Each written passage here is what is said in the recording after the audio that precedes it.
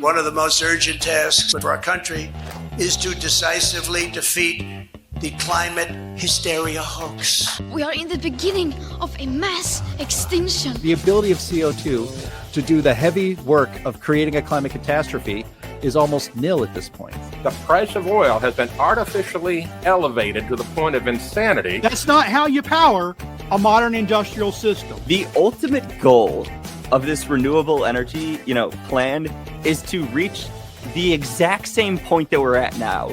You know who's tried that? Germany. 7 straight days of no wind for Germany.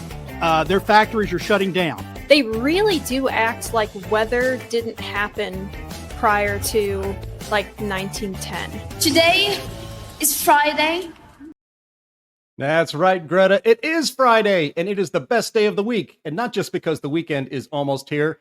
It's because this is the day the Heartland Institute broadcasts the Climate Realism Show. My name is Jim Lakely. I'm your host. I'm the vice president of the Heartland Institute. We are an organization that has been around for 41 years and is known as the leading global think tank pushing back on climate alarmism. Heartland and this show bring you the data, the science, the truth to counter the climate alarmist narrative you've been fed every single day of your life. There is nothing else quite like the Climate Realism Show streaming anywhere. So I hope you will bring friends to view this live stream every Friday at 1 p.m. Eastern Time. And also like, share, and subscribe. And also leave your comments underneath the video. These very easy actions convince YouTube's mysterious algorithm to smile upon this program. And that gets the show in front of even more people. And as a reminder, because big tech and the legacy media do not really approve of the way we cover climate and energy policy on this program, Heartland's YouTube channel has been demonetized. So if you want to support this program, and I really hope you do, please visit heartland.org/TCRS. That's heartland.org/TCRS. And you can join other friends of this program who contribute a little bit to us and help us bring this show to the world every single week. Before we get rolling here, I want to thank also our streaming partners, junkscience.com, CFACT, What's Up With That, the CO2 Coalition, and Heartland UK Europe. We have a very information-packed show today, and it should be a lot of fun, so let's get started. Today we have with us, as usual, Anthony Watts, Senior Fellow at the Heartland Institute and publisher of the world's most viewed website on climate change, What's Up With That? We have Sterling Burnett, Director of the Arthur B. Robinson Center on Climate and Environmental Policy at the Heartland Institute, and Linnea Lueken, Research Fellow for Energy and Environment Policy at Heartland. And we also, of course, as always, have our producer, Andy Singer, behind the scenes, making sure this show looks and flows great. And we want to welcome back to the show today, Steve Milloy, the climate hoax slayer, author, publisher of junkscience.com, former EPA transition team member, and a member of Heartland's board of directors, and the owner of a very great microphone that we were getting hooked up for the show today. That's why we were a couple of minutes late. Welcome back to the show again, Steve. Always fun to have you. Thanks for having me, Jim. It's great to be here. All right. We do, like I said, we do have a packed show today, so I want to get right to it. No more chit chat. Let's get to, as we always do, the crazy climate news of the week. Hit it, Andy.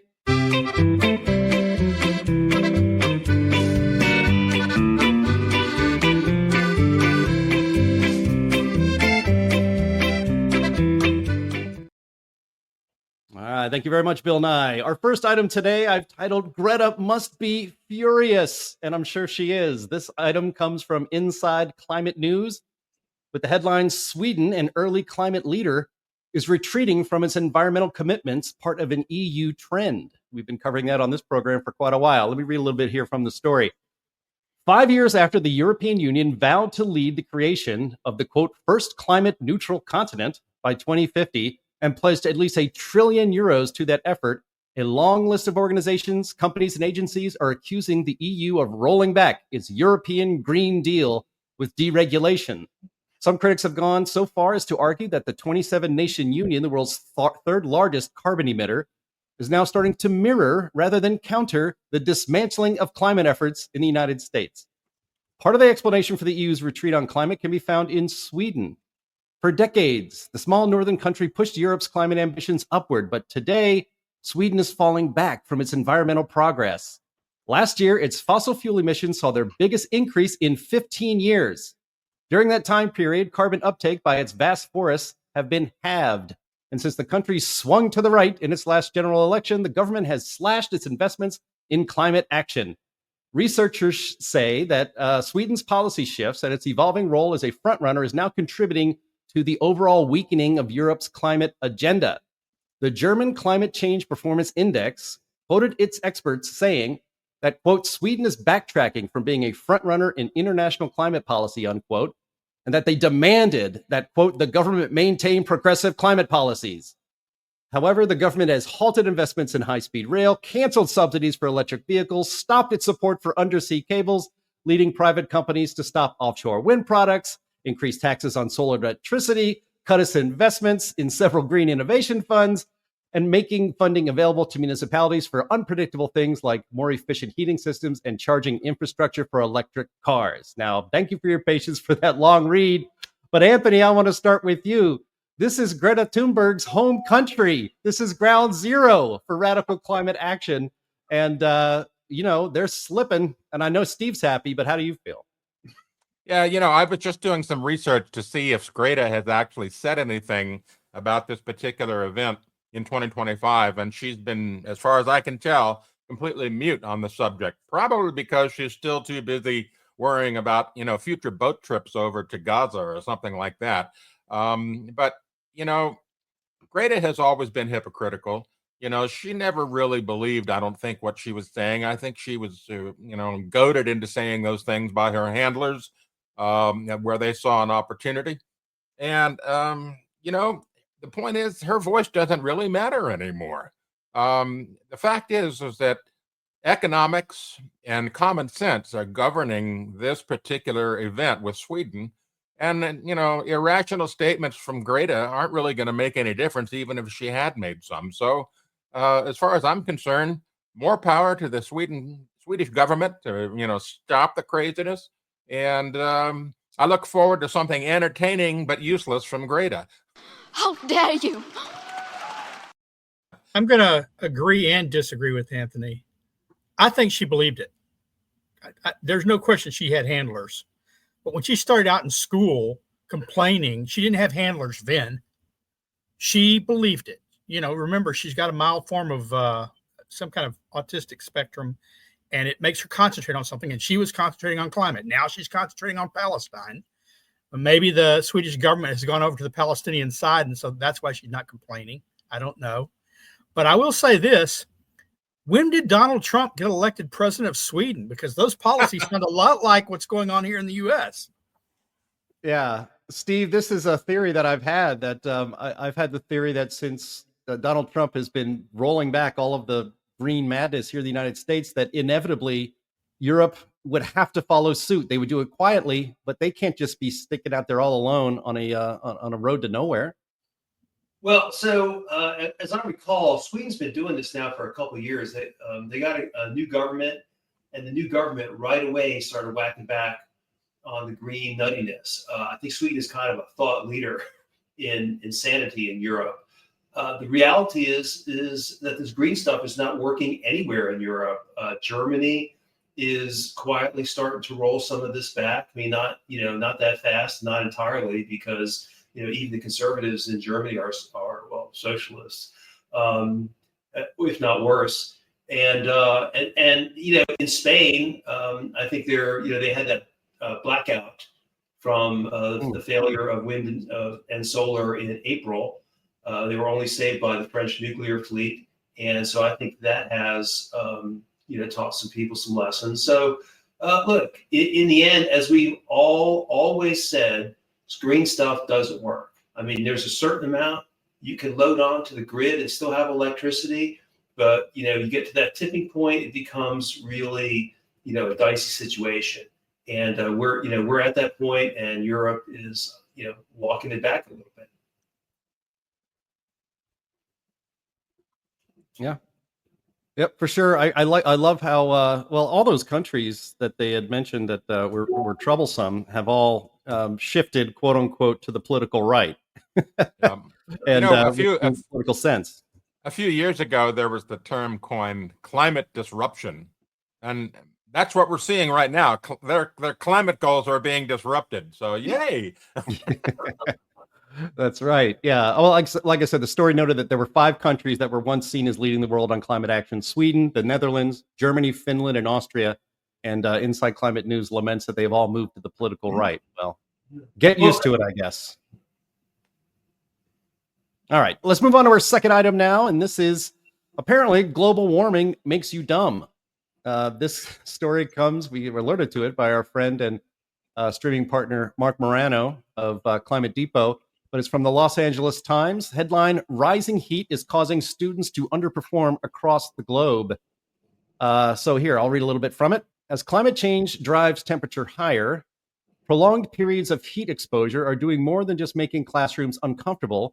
According to a new systematic review published by PLOS Climate, extended exposure to heat significantly impairs students' cognitive abilities, affecting their academic performance, especially in complex subjects such as mathematics. The study analyzed previous research encompassing nearly 14.5 million students across 61 countries. The findings show clear evidence that heat exposure over time is correlated to lower scores in math and other complex cognitive tasks among elementary, middle, and high school students. Even on days when temperatures were between 80 and 90 degrees Fahrenheit, the data shows that students can experience heat stress, followed by a drop in cognitive performance. And then, of course, the story goes on to tell us, naturally, the heat hurts poorest students the most. So, Sterling, I want to start with you. You live in Texas. It's hot down there quite a lot. How much of a burden is it to be surrounded by kids who are a lot dumber than those that are up here near me in Illinois? Climate change, not climate change, but this story makes my head hurt. It is among the stupidest claims I've ever seen. Now, my first thought when I read this is, well, that would explain a lot of the test scores in the U.S. But the truth is, what it explains is that as liberals have taken over the schools and they've stopped teaching core subjects well, they go to new math or different kinds of math that's gender or equitable math. We perform less well. Now they say, oh, well, it's all across the nation. I'm sorry, I haven't seen all the Indian engineers suddenly become dumb, or them from Pakistan. They seem to be turning out a lot of intelligent people over there through their school systems. It's just unbelievable. And if you see countries where there's heat stress among students, my advice is get some air conditioning in there. Look, the truth is, in California schools, if they're dumb, it's the teacher's fault. It ain't the students and climate change, because they've got air conditioning. They're not sitting there with the open windows being hot. We ain't here in Texas, I guarantee. Yeah, as a former school board member in California, I have to agree with Sterling's assessment. This is one of the stupidest things I've ever seen. The stupid, really, it burns. It really does. And I got to tell you, it's like these folks have never heard of air conditioning. And I would also point out that the greatest generation that came up through, the 1930s, they went to school with no air conditioning in temperatures that were the most extreme of the 20th century, in the 30s. And they came out great. So this has a lot more to do, with bad policies, like the Department of Education, the dumbing down of standards, so that everybody gets a participation trophy for going to school and being able to add 2 + 2, that kind of stuff. The idea that climate change is affecting intelligence of students is the stupidest thing I've ever heard. 2 + 2 = 4, though, is a racist assumption. You've got to remember, we've got to put this all in equity and be fair to people who think differently than us. 2 + 2 might equal 1 or 3. Yeah, and I understand that. That's right. In alternate universes, it might. Yeah, and that's what they live in, an alternate universe. Yeah, so this study is undoubtedly junk science. I mean, education and learning achievement is multifactorial. Yeah, it may be hot here and there, and it's hot, it's hot in these poor countries. But once again, it's multifactorial, and as Sterling pointed out, In India, it's very hot, but they produce plenty of smart people, and they all leave the country and come here. And it would be difficult to blame temperature on anything that's going on in one country alone, but then just to expand it out to 15 countries because of some nonsense correlations that they rigged up. It has no credibility. To me, this is just recently there have been a lot of stories in the U.S. about how the lack of air conditioning in schools makes it difficult for kids, in May, June, September. But that's not the whole school year. And I don't know how much learning is actually lost. I don't know how much learning is actually gained, based on the performance of recent generations. It's hard to say public school is really living up to its billing. So this is way more complex than these people would like to make it seem. Well, if what they're saying is true, then I would suspect all the math geniuses to be Inuit, living in Alaska or the Northern Circle, in Siberia. I guess that's where Russia gets all its scientists. I suspect that's not true. I saw that and I was like, oh my God, it's just another in the long litany of stories that says in the narrative that climate change causes everything bad. Yeah, and like you said, Sterling, every single week almost, I would say that we talk about this. And this is once again about my theory that's not really a theory because it's just real, that they will publish anything with a climate spin on it in order to get published, in order to get funding. Hopefully that's changing now under the Trump administration. I can hear the cries and screams and gnashing of teeth with every new departmental cut that he makes. So we will see if these stories continue to come out at quite the pace that they do now. Yeah, that's a good point. I think it's not, I don't think it's a growth industry, these sorts of studies anymore, but we still have that overlap, they'll run through the pipe and then maybe that'll be the end of it. So we'll see. All right. Speaking of studies and junk science, Steve Milloy is going to love this one too. So I've titled this one, Well, Stop My Heart. This comes from the European Heart Journal. And the headline of this study is now just bear with us now.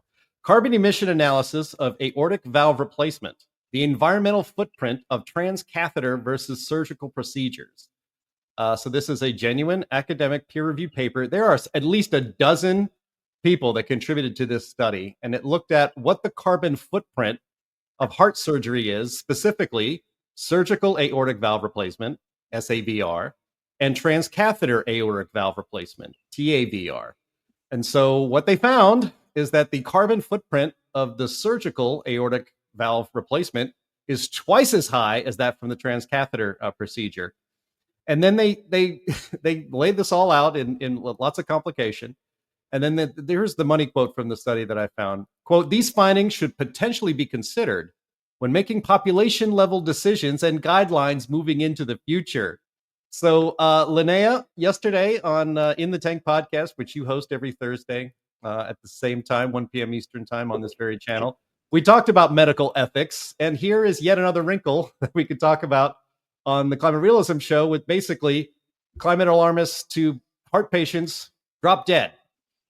Jim, I never want to go to a hospital, not just because it's a bad sign of something that's bad happened to you, but I don't trust any of these doctors. They are all coming out with stuff like this all the time. It's a terrible place to be, to not be able to trust, these institutions that are supposed to be like a line of defense against you dying. But apparently, maybe if my heart surgery or whatever is too costly for the climate, we're going to get like a hurricane or something if I get a heart replacement. And I think I stole this from Sterling actually, but the idea that because someone is like a doctor or because they're an ethicist or something means that they actually are more moral than the average person that you just pluck off the street is not true. It's not the case. Anybody can go into these fields. You need to have a lot of skepticism, and you should never let utilitarians be in charge of anything. Yeah, that's the truth.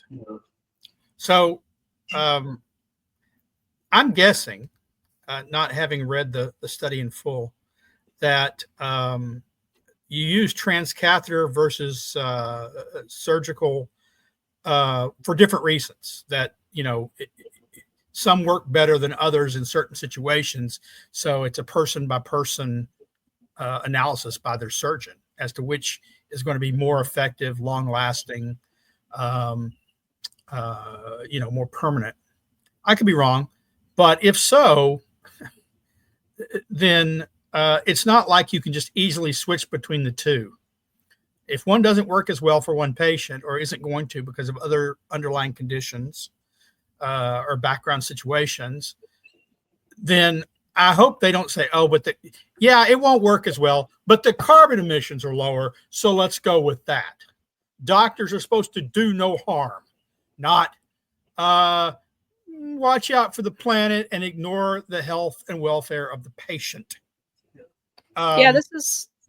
Well, as stupid as this sounds, it's actually kind of a serious problem because the guy who's in charge of the FDA right now, Marty Makary, in his most recent book, which is called Blind Spots, which is ostensibly a book on junk science, for medical issues, he talks about how, I think it was with respect to appendectomies, there's a certain treatment for appendectomies that lowers the carbon footprint. And Marty Makary is for lowering the carbon footprint. And he actually takes credit for leading the medical industry in lowering the carbon footprint. Now, we all think that emissions are total nonsense, but there are people in the Trump administration that think that this is a real issue. So I think we're going to see more and more of this. Well, you got to remember, I think FDA is under Kennedy, correct? It doesn't fall under his. Yeah. And Kennedy was a climate alarmist. He didn't want windmills off his house, off his shores, but he's okay with them in general. And one of the deals was he cut with Trump. You may remember when he was up on stage and he endorsed Trump. He says, "Yeah, we're going to do a lot of great things with Bobby. He's going to have to shut up about climate, but on healthcare, well, So I suspect he picked this guy." Oh. Yeah, no, so Bobby's a known quantity. I mean, he's leftist and he's a climate bedwetter. But Marty Makary was totally sane on COVID. But when you get there, almost anything else, he sort of leans towards Bobby Kennedy. And I was just appalled to read that in his book because he wants to use good science and data where he likes the answer, and where he doesn't like the answer, there's no science or data involved. And this is one of those. I mean, certainly Marty Makary is smart enough to know that climate is a hoax. He's got to look at RFK and go, dude, you don't know, you're not a doctor, you don't know anything. But he doesn't do that. So he's going along for the ride. And I guess I imagine he hopes to implement his agenda. But do you really think it's a matter of being smart enough? There are a lot of smart people who believe in crap. You can be smart and still have faith that you're right about this X, Y, or Z, and everyone else got it wrong. And I think I don't know. I mean, who just believes in climate change. Yeah, I mean, I believe what I believe because I think I've chased down all the other arguments. And if you're Marty Makary and you haven't chased down all the other arguments, if you haven't figured out why Sterling Burnett is wrong, then you haven't chased down you haven't done your homework. And I don't know what you call that. Willful ignorance at best. Okay. But that's kind of stupid to be willfully ignorant. Stupid. Anthony, when you want to jump in here?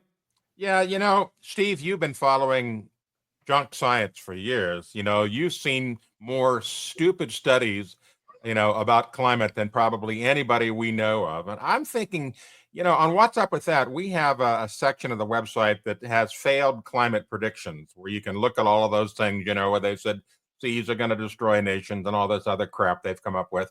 I think we should create a resource that shows some of the stupidest scientific studies that have ever been published, like this one, and get the big list. And then on our next climate conference, we print out every study And then we'd say to the press, we're having a stupid science study book burning out in the yard. And then we throw them on a bonfire. It will drive them nuts. We'd have to crowdsource that or get a huge government grant, because that would be a lot of work. I mean, what, Anthony, what climate study is not totally stupid?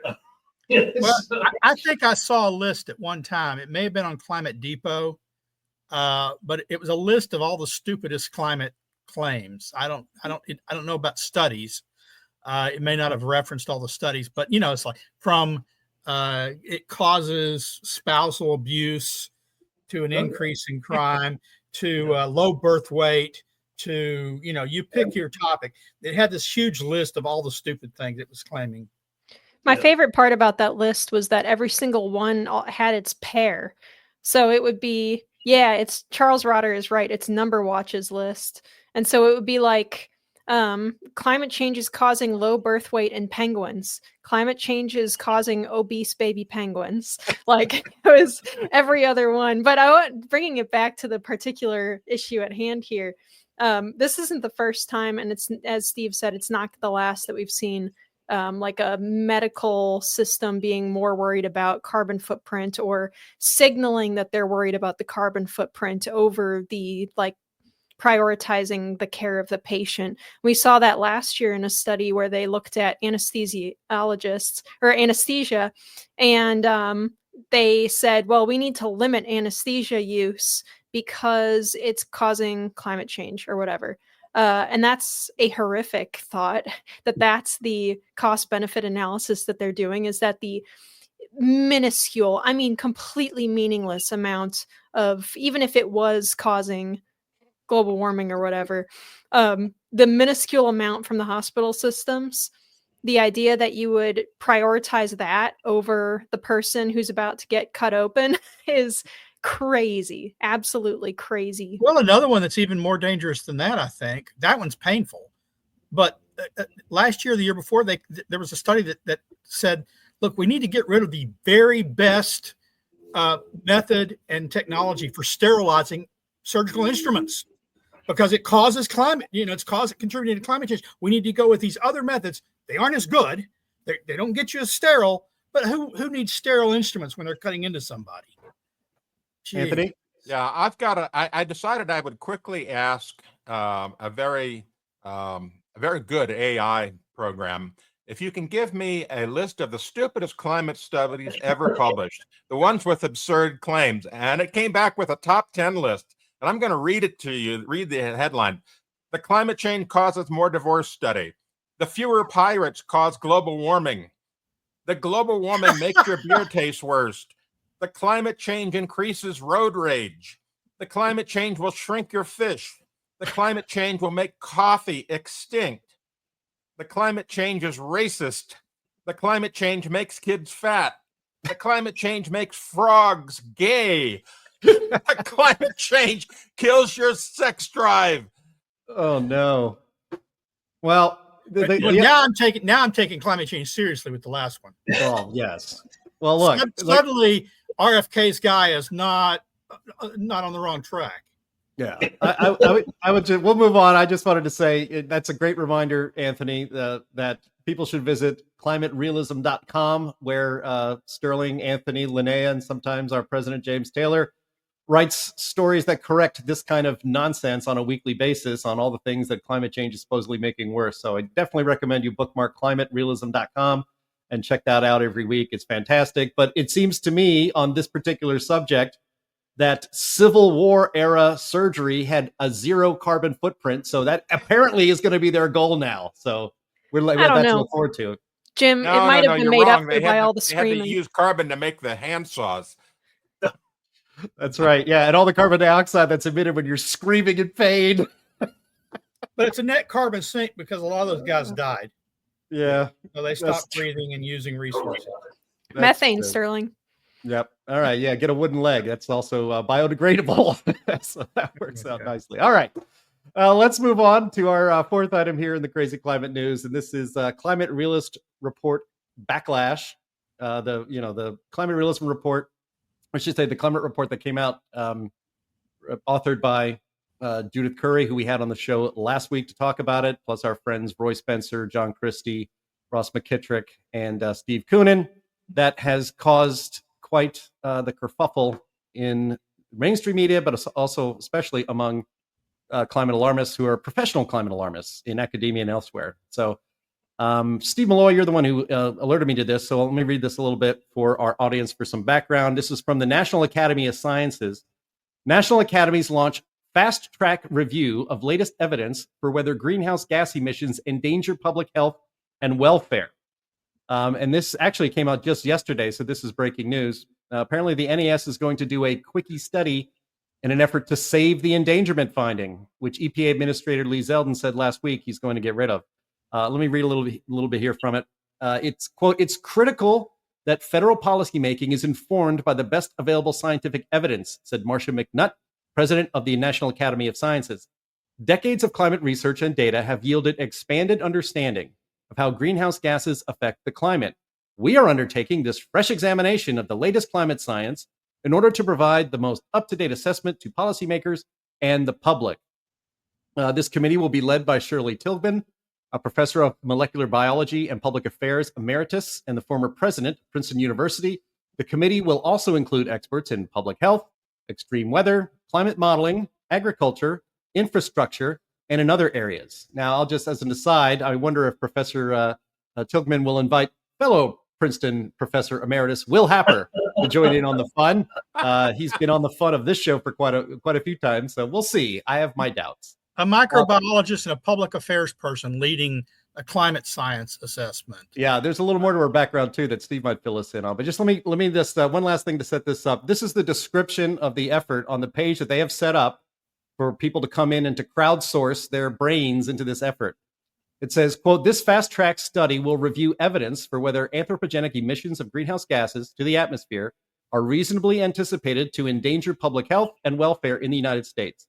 The study will focus on updates since the EPA finalized the endangerment finding back in 2009, examine how the current understanding compares to the 2009 endangerment finding, and provide explanation for any changes. The study will develop conclusions that describe supporting evidence, the level of confidence, and areas of disagreement or unknowns." And they're going to release this report in September. So, Steve, let me start with you since you drew our attention to this on Thursday. I mean, to me, it looks like panic is setting in here when they have to rush together to do something like this. Well, I think it's more scheming than panic. I'm not familiar with Shirley Tillman. I have to look her up, but I am familiar with Marcia McNutt, who's the president of the National Academy of Sciences. First off, the National Academy of Sciences was set up in 1863 as a nonprofit to advise the government on scientific matters. And the way things have evolved over the years is the National Academy of Sciences is really a honorary membership organization where traditionally the best scientists become members. It used to be people like Dick Lindzen were elected to the National Academy of Sciences, but the standard of science has degraded in recent decades. So now people like Michael Mann are regarded as the scientific elite and get elected.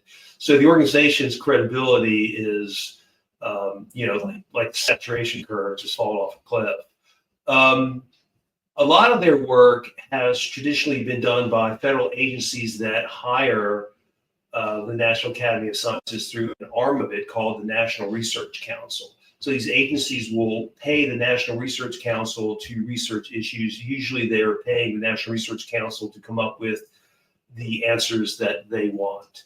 And whereas you have the National Academy of Sciences, which is supposed to be this membership of elite scientists, these National Research Council panels are really comprised of third, fourth tier scientists, resume builders, not really well known, that will do whatever they're, just go along to get along. So you don't really get good work out of them.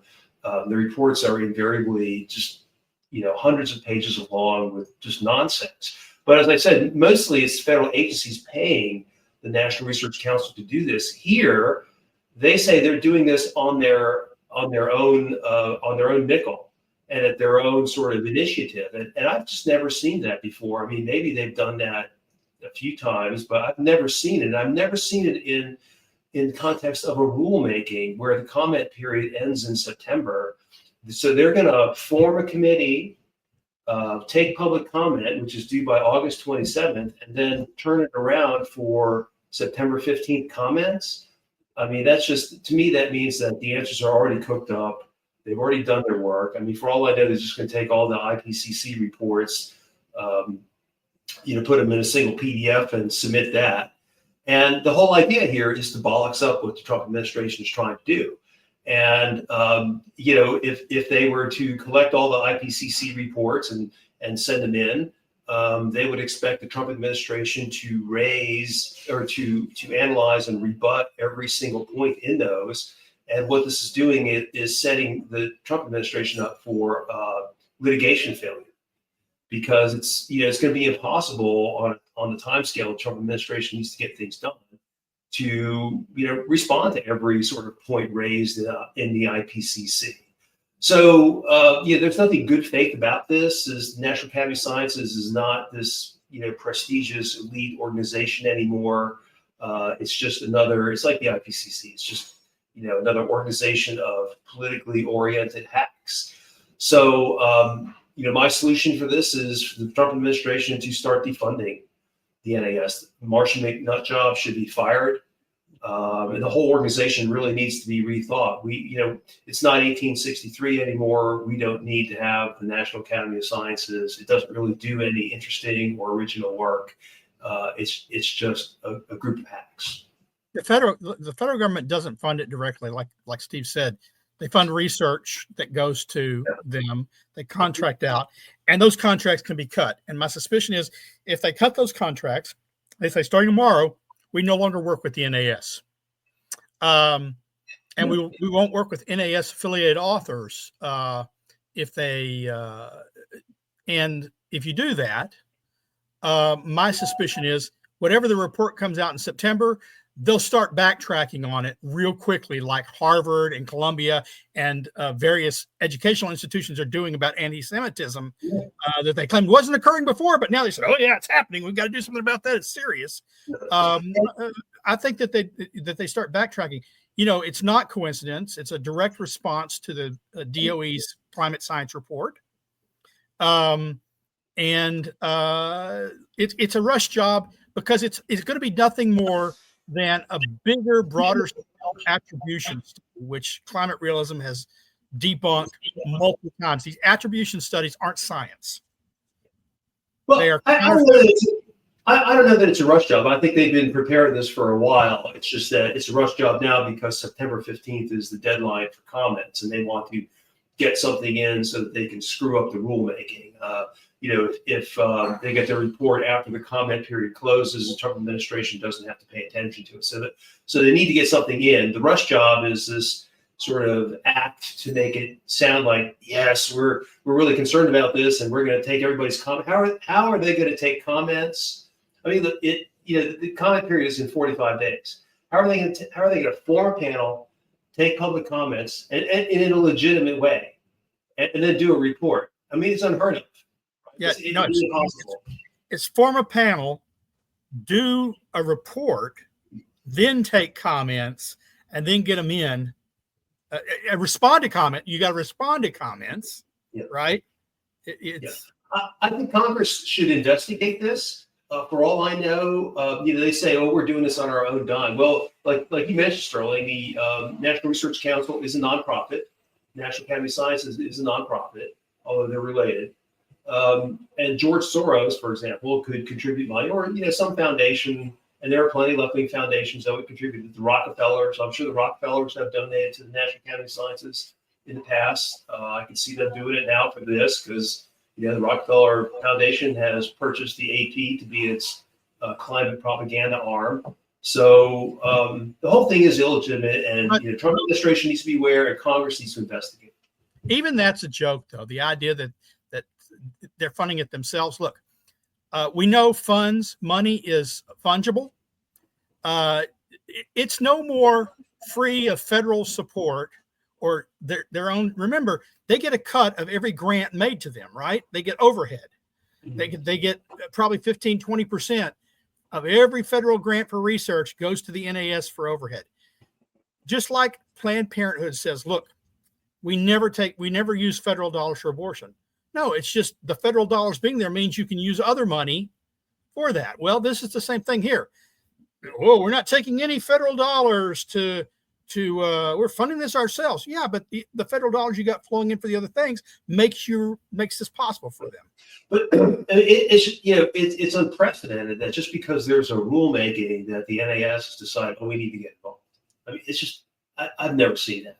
Maybe it's happened before, but I'm not aware of it. Usually, EPA will hire the NAS to provide cover for something it wants to do. I mean, that's potentially what the National Research Council is.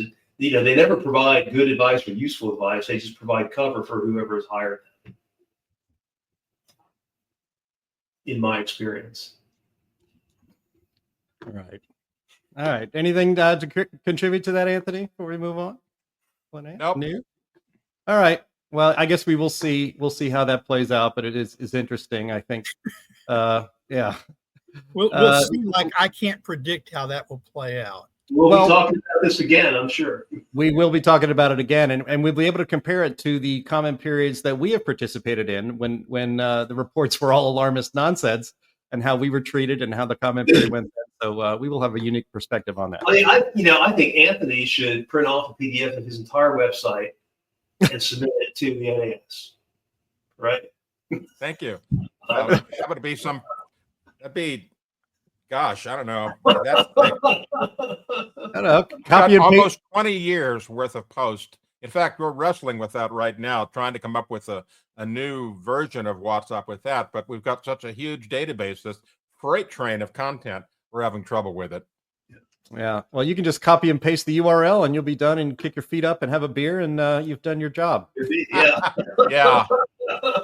All right. Well, let's get to what I wanted to have as our main topic today, and that is how EPA Administrator Lee Zeldin and Energy Secretary Chris Wright are just crushing it in the media right now. And I guess even we've been in this business a long time, and sometimes we can get a little cynical. And we've had a lot of experience watching non-leftist administrations try to communicate the climate realist perspective, and have not to be mean, but it's always not good enough. They'll come up wanting. But things are changing right now, especially with these two gents. So I wanted to get a story here. This is from Bonchi over at Red State, and we'll be playing a clip of this in a minute. The headline is Lee Zeldin takes deer in headlights CNN host apart over climate change, and then the double down comes. He writes, Lee Zeldin left a CNN host staring blankly for nearly 2 minutes on Monday as he took her apart regarding a recent proposal at EPA.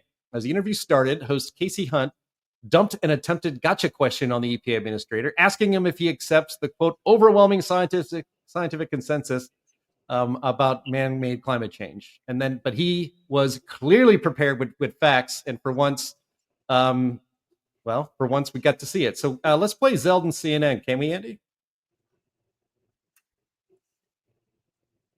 Do you accept the overwhelming scientific consensus that these greenhouse gas emissions are the biggest drivers of man-made climate change?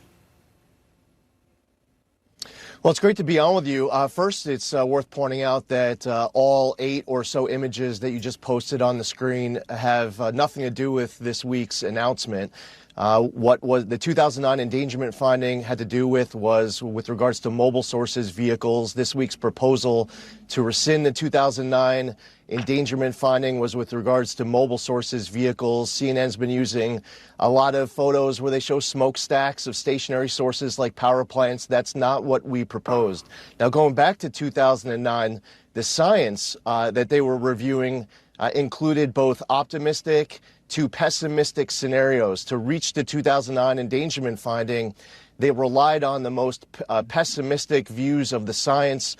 The great news is that a lot of the pessimistic views of the science in 2009 that was being assumed ended up not panning out. Hey, that's great. We can rely on 2025 facts as opposed to 2009 bad assumptions.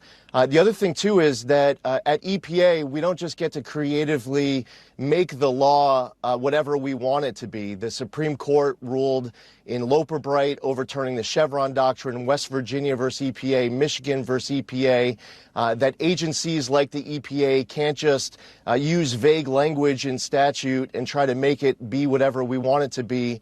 The major policy doctrine also says that when you're going to reach something like an endangerment finding and then have trillions of dollars of regulation, that's something that should be decided by our elected members of Congress in passing statute.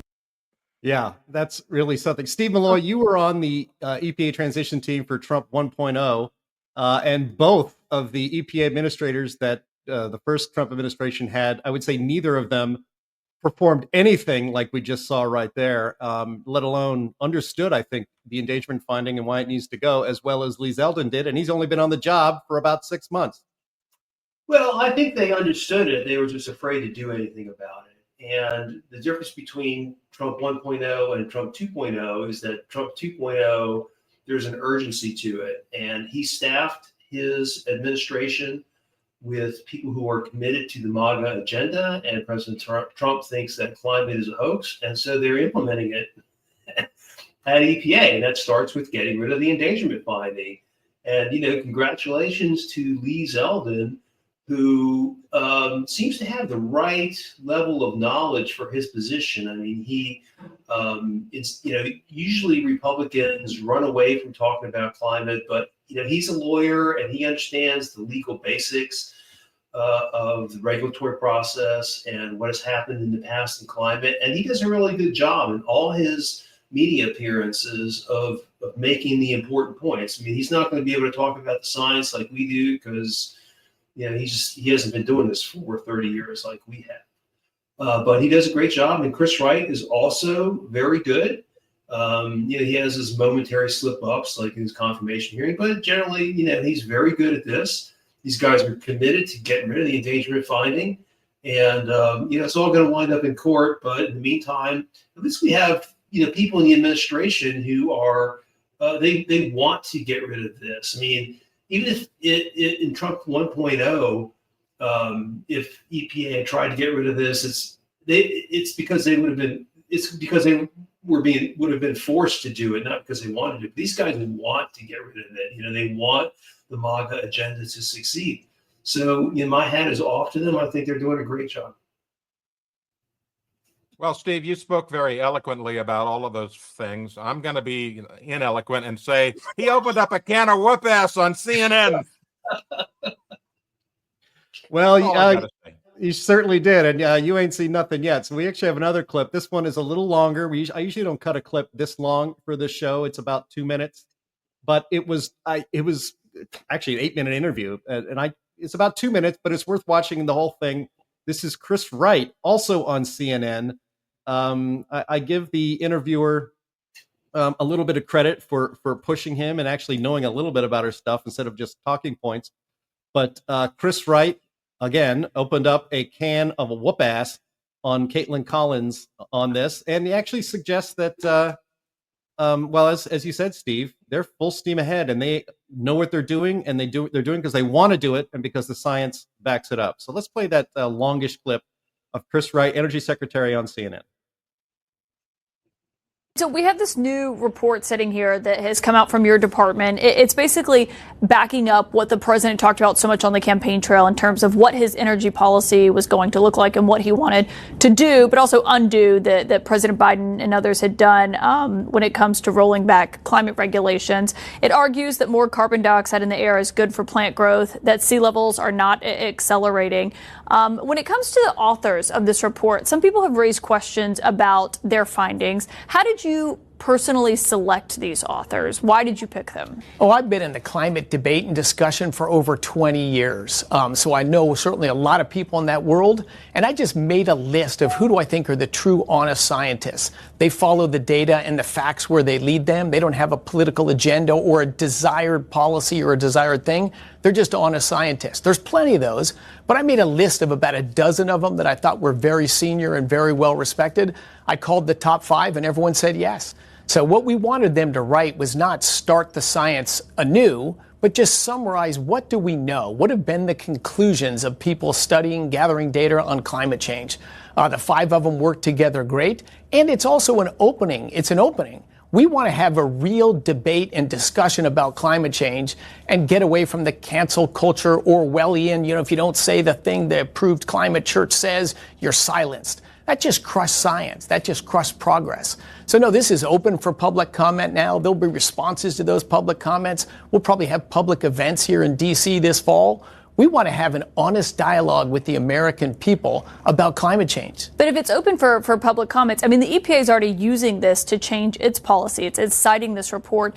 And some people have criticized the report, saying the information was cherry picked by people who had already predetermined, what they wanted to say in this report. What would you say to them? Oh, absolutely not. The report references the Intergovernmental Panel on Climate Change reports over 100 times. This report actually isn't radical or anything out of the conventional lines. It's just the media and the popular world never reads the actual details of climate change. This is really a summary of what do we know from the data. Now, saying all that in one place, amazingly, is like controversial today. Yeah. Good. That's so good. Anthony, I do want to start with you. I mean, you've been countering climate alarmism for a very long time. I mean, we all have, but nobody really longer than you, maybe Steve, it's been a long time. And while some public officials have been pretty good when talking about climate and energy, we grade them on a curve, but we're still kind of disappointed.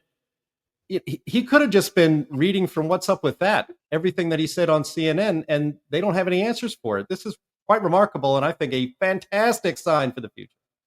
Yeah, well, I've been told privately that Chris Wright reads What's Up With That on a regular basis. So when he said he's been in the climate debate for 20 years, that means he's reading, people like myself, Roy Spencer, Judy Scurry. He's seen all of these arguments that we've made. And I see what that report came about, or how it came about, was him choosing to address those arguments.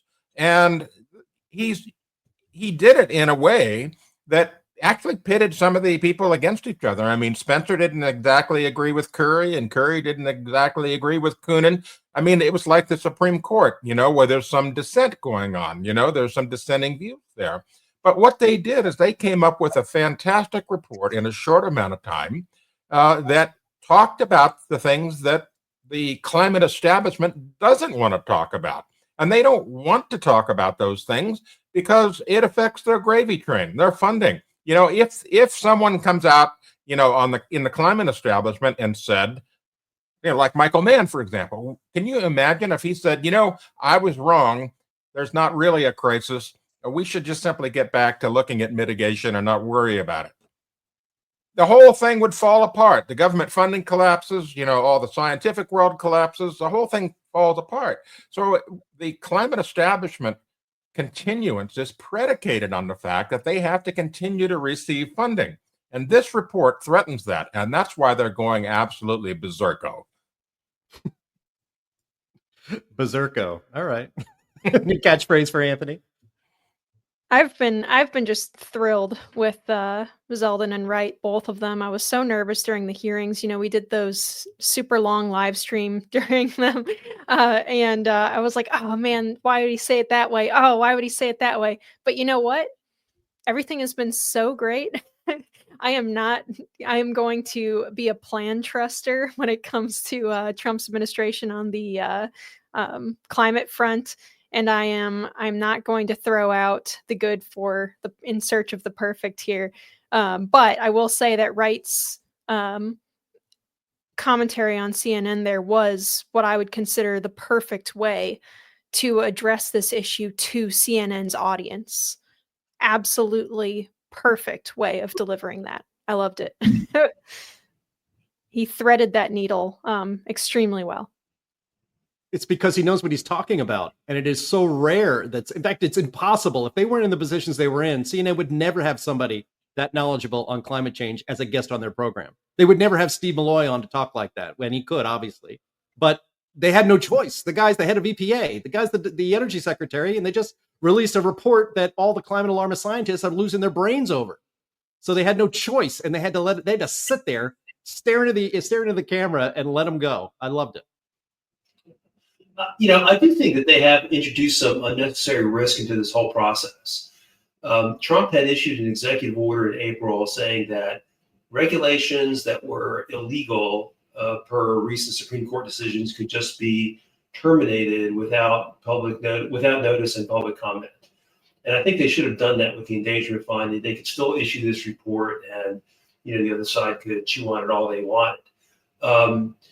This way, by proposing to get rid of the endangerment finding versus just getting rid of it, they're making it subject to litigation because, we can be right as rated, and we are, but the federal court system is not a place where facts get determined. There are places where there are places where judgments get made, and until this gets to the Supreme Court on the right issue, we don't know how it's going to turn out. If they had just terminated this, they would have gotten sued right away.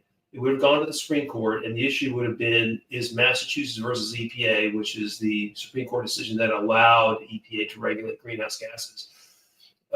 That quite possibly would have been overturned, and this whole issue would have, become a big nothing burger. But as it is, there's going to be litigation. You've got this NAS thing going now, and it's going to be unnecessarily delayed, complicated. They could have just taken the Occam's razor approach and just said it's illegal and we're done with it. Yep, for sure. Now, one thing we're going to go here to Q&A here in a second. So there was another wrinkle to the story, which maybe we will cover next week, and it is that Chris Wright allegedly or supposedly talked about looking back at the former national climate assessments and quote unquote updating them, and that has them in a panic too. It's a great story. I want to get to Q&A, but maybe we'll hit that next week for sure, because I don't think that controversy is going away either. But before we get to Q&A, I want to read something very important and very exciting for this program, because we have a sponsor to this here program, and that sponsor is Advisor Metals. Now, if you listen to a lot of conservative shows, you hear tons of pitches for buying precious metals. Well, we're here to tell you that you should be trusting Advisor Metals over all of them, because we do, and that's because it's the man who runs the company, Ira Brashatsky. He's the managing member and owner of Advisor Metals, and he has decades of experience in precious metals and is the only person in the physical precious metals industry who has the Commodities Future Trading Commission federal registration. What does that mean for you? It means that everything that Ira or a member of his team tell you has to be factual. So there's no sales pitch or bait and switch, and he is held to the highest ethical standards, and there is full transparency doing business with Ira. So if you want to diversify your investment portfolio and your savings, if you are planning for retirement and you're concerned about economic uncertainty, if you want a tangible asset that is easy to buy and sell, you can secure your assets with a wide range of physical precious metals by getting in touch with our friend Ira at Advisor Metals. He will make this whole process very, very easy for you. So please visit climaterealismshow.com/metals, and you can leave your information for Ira and get started with investing in precious metals and expand your current portfolio. That's climaterealismshow.com/metals. And when you talk to Ira, be sure to let him know who sent you, because that will help out this program while also helping your financial future at Advisor Metals. All right. Thank you for your attention to this matter, as somebody famous on social media tends to say. Linnea, it is time for Q&A. Take it away.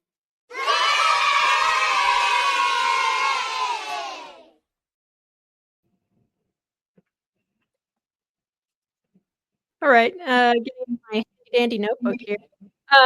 So we have the first question I want to bring up is from one of our frequent viewers. This is from Luke Starkenberg, who says, we haven't heard about Texas and California facing blackouts and brownouts due to heat waves in a while, which is good. Why is that? What's changing?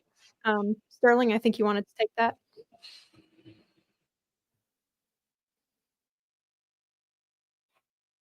I pulled a Jim. I can't speak as much to California, though I suspect if you look, their temperatures have been below recent years. for the summer, but they have in Texas. In Texas, whereas typically we might have 15 or 17 days, in extreme cases, over 50 or 60 days of over 100 during the summer, we've had 3. They were in the low hundreds. So we're not putting as much stress on the supply. We have added natural gas since the blackouts in the winter of 2021. And prices have gone up. And so some of us, like myself, have turned up their thermostats. I always swore I would never go to the federal standard of 72 because I like to be cool. I kept my thermostat, I myself kept my thermostat down to 67 last year. This year it is at 71. I refuse to go higher. But the point is, I've talked to other people who are also suffering from high bills, and they said we've had to turn up our thermostat. So there is less demand because the temperatures aren't as high. There's more supply, and the prices are so much higher than they used to be because of the addition of wind and solar that some people are making a little bit of a sacrifice in comfort. Sterling, your thermostat temperature choice is diabolical. That is way too cold inside a house. No. That's like grocery store temperatures. That's crazy. First thing I do when I go to a hotel room is I go over and I go 67. That's what it's coming down to. I said, my wife can throw a blanket over her head. I don't care. I'm getting 67. Oh my gosh. Yeah, I guess it's just that. Boom. Jim, you're pulling. I sleep at 65. Yeah. I like my dining room to be cold enough to hang meat in there, so I don't have to use the fridge. My house is set at 75, and then at night I turn it down to 73. Oh, you are a glutton. That's crazy. Oh yeah, and I am sure all of our British viewers are going to be wigging out now, and all of our European viewers too, because they don't know what air conditioning is. It's awesome. All right. All right. So here's a question from frequent viewer Polly, who says, "Why would a little global warming be dangerous when people on Earth still die from cold at about 10 times the rate compared to heat?" That's a great question. Anybody want to jump on that? Yeah. There's no evidence that it is dangerous. Since we've been burning fossil fuels, humanity has gone from 1 billion to more than 8 billion. Standard of living has increased exponentially. Global GDP has increased exponentially. I mean, what's not to like? This whole thing is just a concocted scare. There's nothing to it. So, what global warming are we talking about, and what harm? Infant mortality is down. Lifespans are up. Household wealth is up. Fewer people starve today than have starved ever before. As he says, what's not to like? And yeah, it shows the huge studies published in the Lancet have shown just what he says. Cold kills more people every year than hot, and as the temperatures have risen just modestly, there have been substantially fewer deaths from cold weather, and the measured increase in heat-related deaths is within the margin of error. Yeah, and I would say we already experienced significant climate change year on year. One year is warmer or colder than another, and we manage that just fine. And it's the same thing in a single month. You have, or in a single season, we go from winter to spring. We go from cold to warm, and we don't see people dropping like flies. We go from spring to summer, and then the media comes out, oh, no, it's the hottest ever. We're dying and all this other stuff. And humanity has managed significant change in temperatures really well, and we're getting even better at it. So, yeah, a little global warming, no big deal. You manage it day to day. I mean, throughout the day, temperatures can change 15, 20 degrees. Here in Texas, it goes down during the summer to 80 at night, but then it goes up to 97 during the day. That's a 17 degree. We manage it. And I look around, and maybe this is one of the reasons that deaths are down.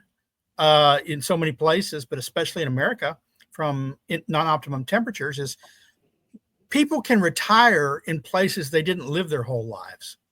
And when they retire, where they're not retiring to is Minnesota or North Dakota. They're retiring to Florida and Texas, maybe Arizona, Crossville, Tennessee. I'm sorry. They've decided they are voting with their feet and their dollars that hot is better than cold.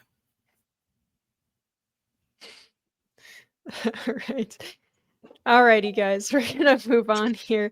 Our chat is just so funny. All right, so this is a question from Terry Barnes, which is a little bit of a sarcastic question, but I'm going to bring it up anyway, who says, I wonder what the carbon footprint of mandating disposable surgical masks for millions of people was. Yeah, I can only imagine, plus all the plastics and who knows what else. Yeah, forget about the carbon footprint. Think about the real pollution, especially in the oceans from those things. Yeah, so I mean, but that's sort of a good example. I mean, during COVID, there was a reduction in emissions, but the weather stayed the same. Nothing really changed. It was the environmental quality, air quality was the same, climate was the same, everything was the same. It doesn't make any difference. All right. From our friend Climate Bell here, who says, I defy Bill Nye, and therefore I am a true denier. Will you join me in this decision? Yes, we are all deniers. Thank you, Climate Bell. Do we have a drum? I was denier before denying Bill Nye was cool. I never thought he was. There he is for us. All right. This is a question from Nuts and Bolts, who says, who funds the IPCC?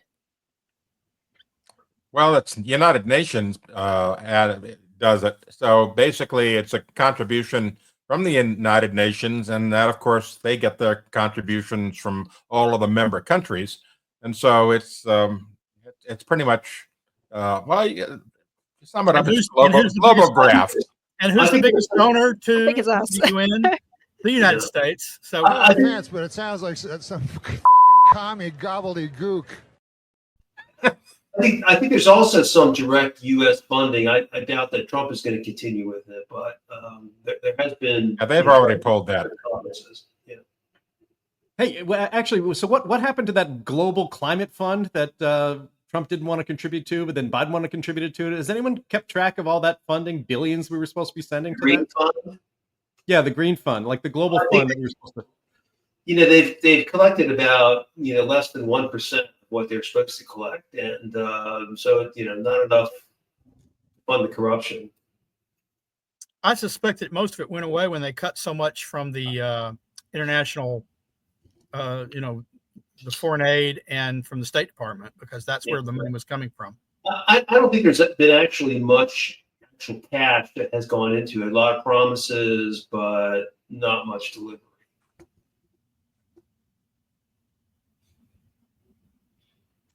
Alrighty. So from Redneck Screw Loose, we have Tom Nelson and Dr. Holmes talked about how the rural temperature data is being adjusted to match urban temperature data. How long has this been going on? Anthony? Oh, reminds me of an old song by Ace. How long has this been going on?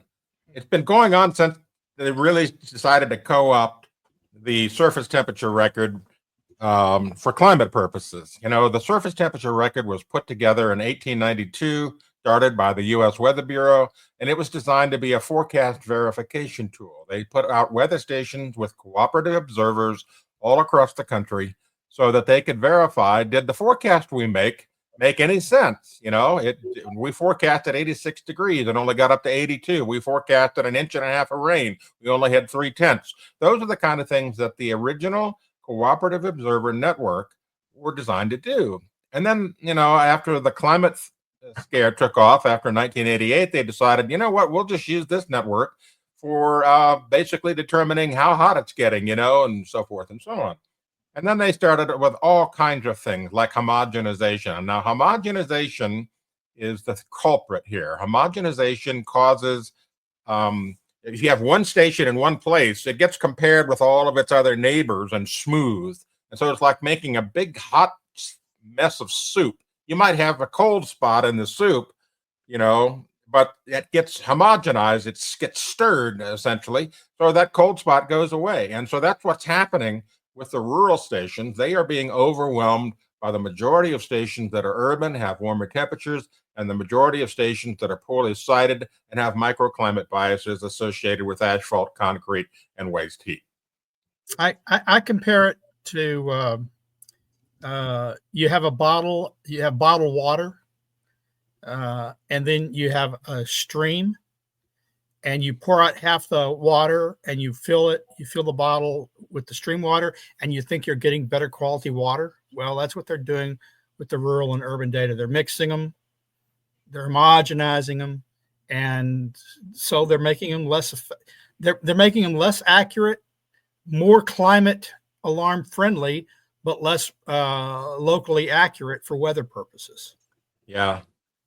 Water now with Giardia. Yeah.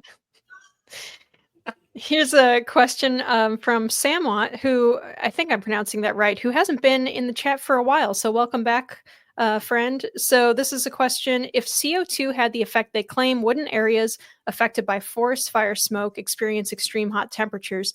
I think probably the ash, like the soot component of wildfires, blocks out enough sun to counteract anything that could possibly happen from that.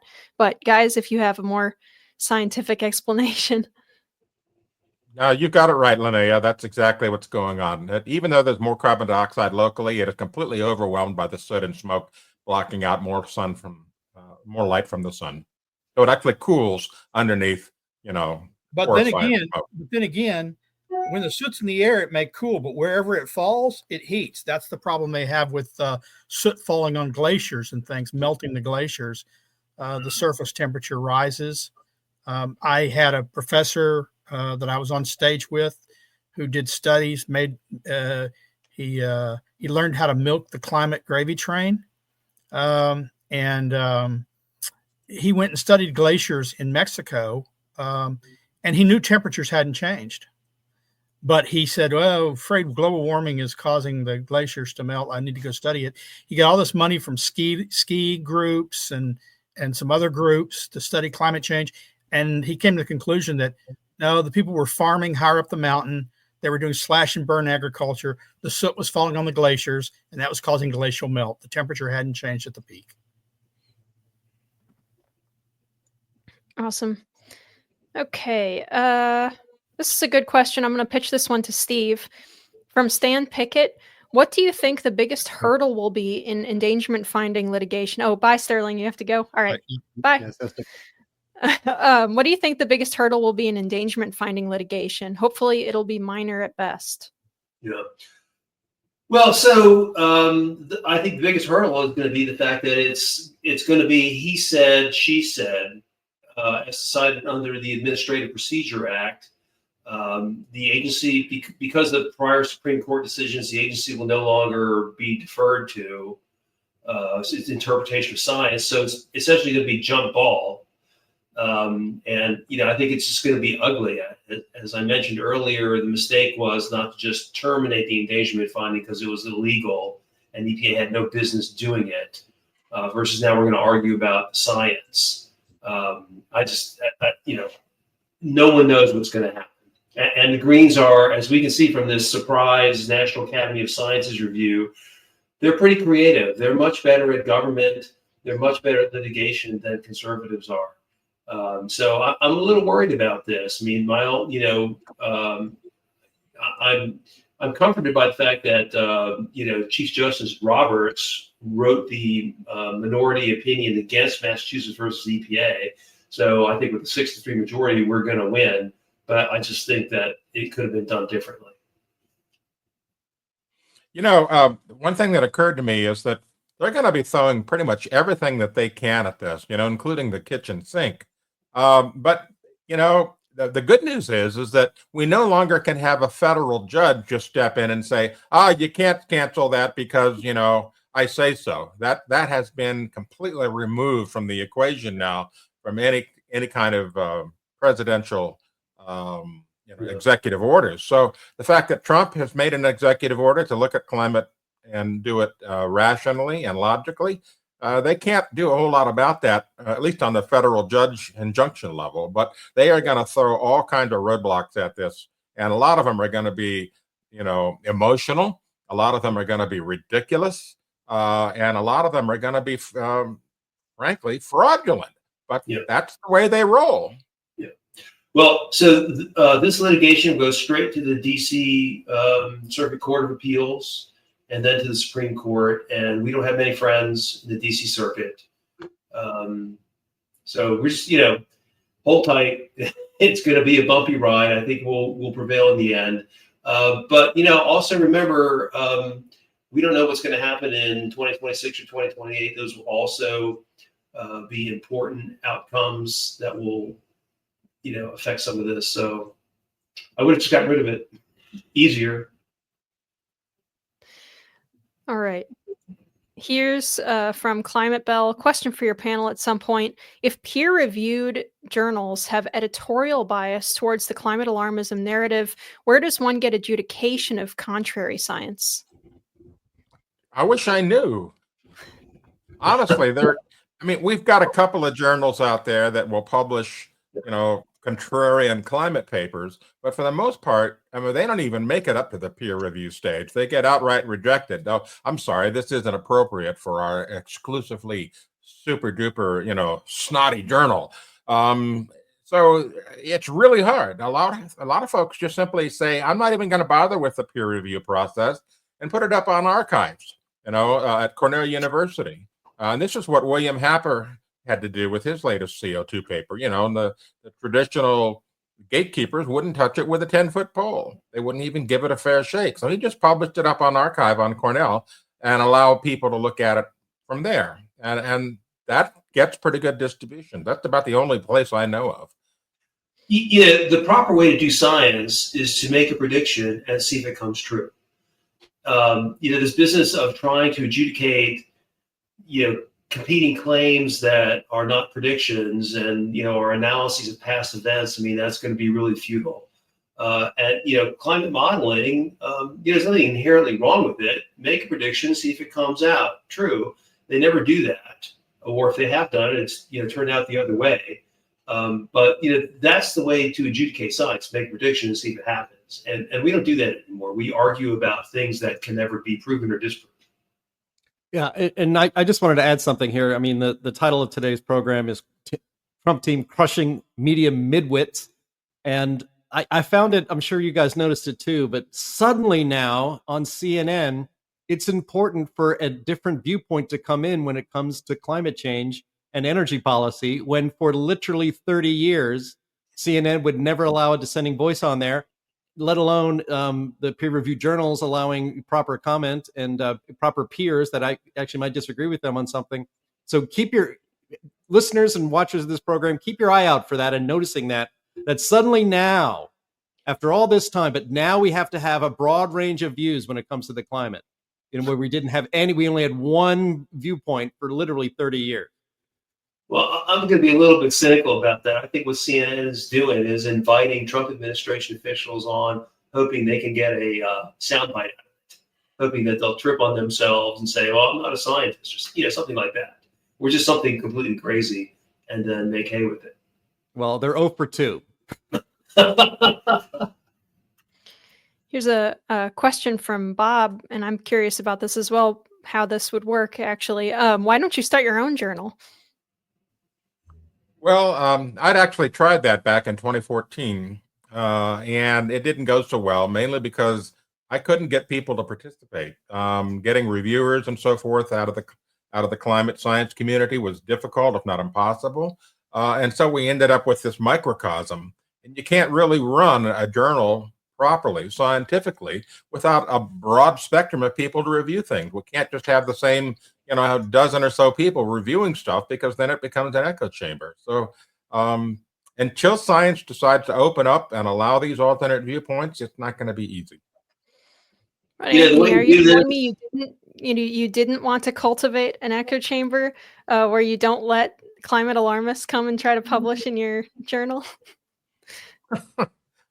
Well, they don't want to. They don't Yeah. want to be associated. I mean, you look at people like Gavin Schmidt, Dr. Gavin Schmidt of NASA GIS. He wouldn't even be in the same room during a television interview with Dr. Roy Spencer.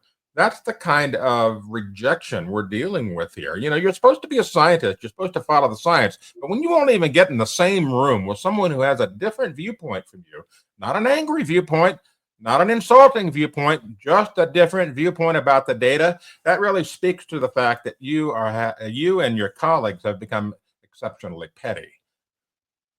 Yep. I Absolutely. think the way to settle this is to open up some climate betting in Vegas and have people. Or we have a cage fight. I wonder. That'd be the weirdest. I don't even know. I don't even know how that would go. Who would you put in that cage fight? I'd go to a cage fight. I'd take on a cage fight with Michael Mann any day of the week and twice on Sundays. Ooh, yeah.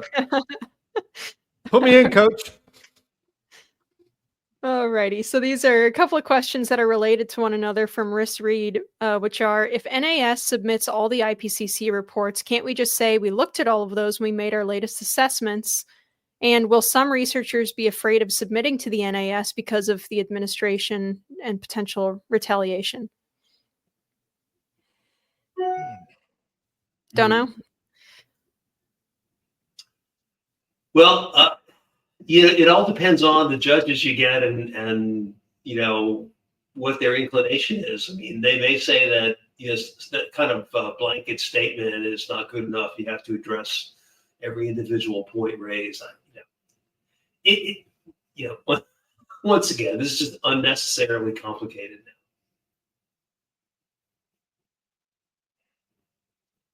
now. Okay.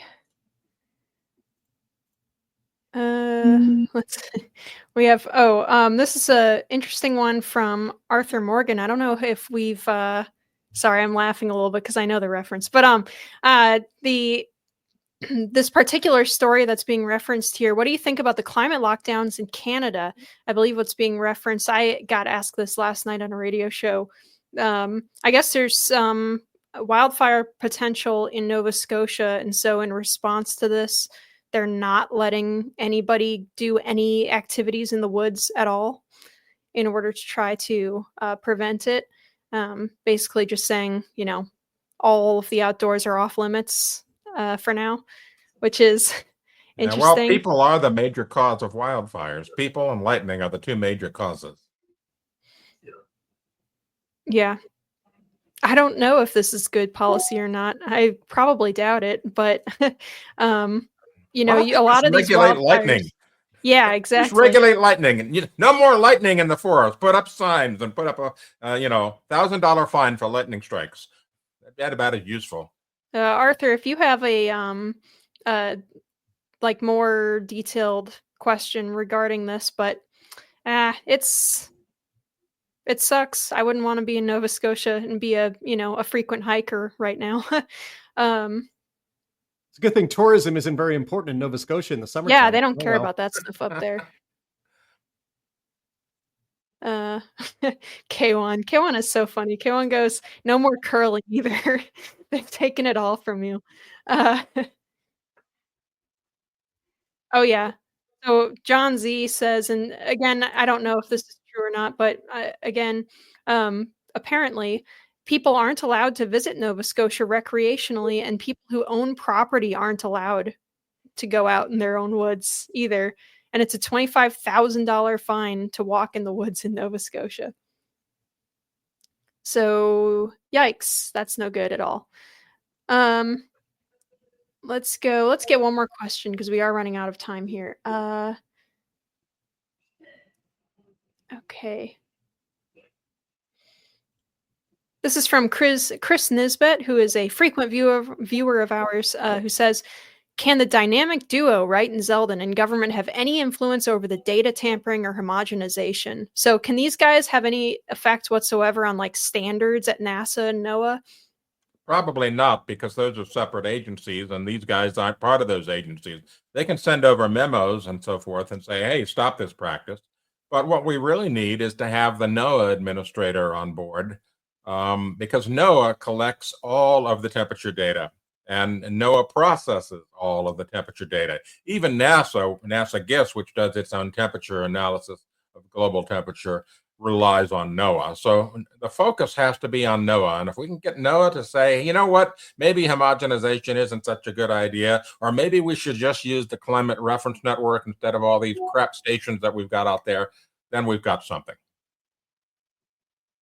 Absolutely. Thank you very much. Well, I'm going to hand it back to Jim here because I think we have gone over again. I don't think we've ever had a show where we didn't go over. We haven't, and we've had some people in the chat say, "Come on, just admit it. It's a 90-minute show, and just admit it and make it that so." Although that would drive Andy crazy, I think. Anyway, thank you all for being here with us today on another fantastic episode of the Climate Realism Show. I want to thank our special guest, Steve Milloy, the climate hoax slayer.